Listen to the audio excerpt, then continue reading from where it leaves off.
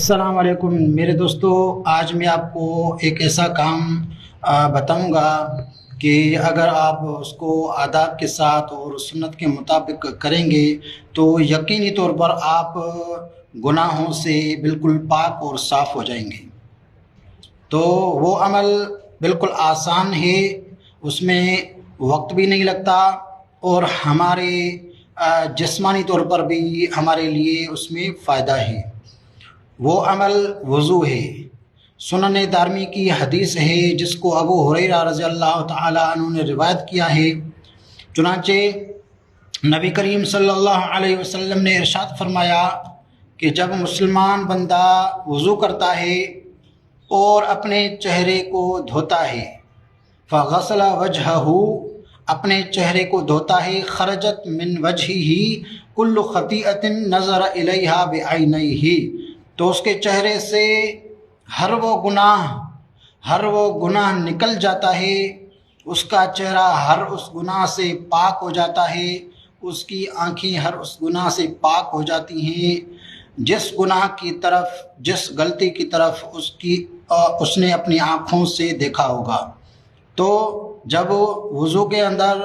چہرے کو مسلمان بندہ دھوتا ہے تو اس کے چہرے کے، خصوصی طور پر آنکھوں کے تمام گناہ جو ہے وہ دھل جاتے ہیں، معاف ہو جاتے ہیں۔ اسی طرح فَإِذَا غَسَلَ يَدَيْهِ، جب وہ مسلمان بندہ اپنے دونوں ہاتھوں کو دھوتا ہے تو